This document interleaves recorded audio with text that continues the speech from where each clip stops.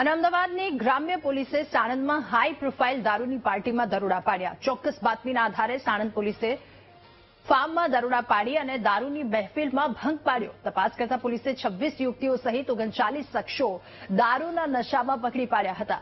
Checking દરમિયાન પોલીસે સ્થળ પરથી દારૂની 20 ખાલી બોટલ, 5 ભરેલી બોટલ અને 7 હુક્કા મળી આવ્યા. આ પકડાયેલા તમામ લોકોનું રાત્રે 3 વાગ્યે જ મેડિકલ ચેકઅપ કરવામાં આવ્યું. કાર્યવાહીમાં સાણંદ પોલીસે ચાંગોદર અને અસલાલી પોલીસની મદદથી 50 પોલીસકર્મીઓની ટીમની સાથે અહીંયા દરોડા પાડ્યા હતા. પોલીસે સ્થળ પરથી પકડાયેલા તમામ યુવતીઓને કડક ચેતવણી આપી છોડી મૂકી. જોકે દારૂના નશામાં પકડાયેલા તમામ 13 યુવકોને પોલીસે લોકઅપમાં ધકેલ્યા. પોલીસના જણાવ્યા અનુસાર રિયલ એસ્ટેટ સાથે સંકળાયેલા પ્રતીક સાંધીના જન્મદિવસ નિમિત્તે આ ફાર્મમાં પાર્ટીનું આયોજન કરવામાં આવ્યું હતું. ઉજવણી માટે તેણે માત્ર મિત્રોને જ સોશિયલ મીડિયાથી ઇન્વિટેશન આપ્યું હતું અને સાંધીએ કોઈ મિત નામના શખ્સની પાસેથી આ તમામ જથ્થો મેળવ્યા હોવાનું સામે આવ્યું. ત્યારે આમંત્રણ આપવામાં આવ્યું. જોકે 13 જેટલા યુવકો જેમના પર પોલીસે કાર્યવાહી કરી તેમને જેલના સળિયા પાછળ ધકેલી દીધા.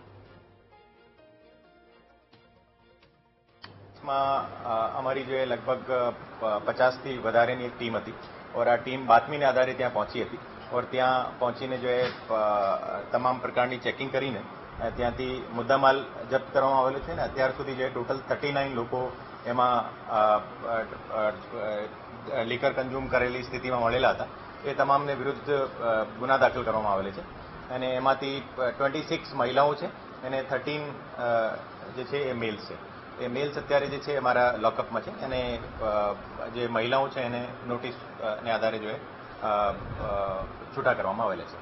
અને જે મુદ્દામાલ છે એ ક્યાંથી આવેલો છે અને કોણ મોકલેલો છે એની ડિટેલમાં અત્યારે અમે જઈએ અને ટોટલ અત્યાર સુધી જે ભરેલી બોટલો જે 5 મળેલી છે અને એમાંથી એને જે ખાલી બોટલો છે એની પણ અત્યારે ટોટલ કેટલી છે એની શોધખોળ અત્યારે ચાલુ છે. લગભગ 20 જેવી બોટલ્સ છે ખાલી મળેલી છે અને એમાં હુક્કા પણ મળેલા હતા.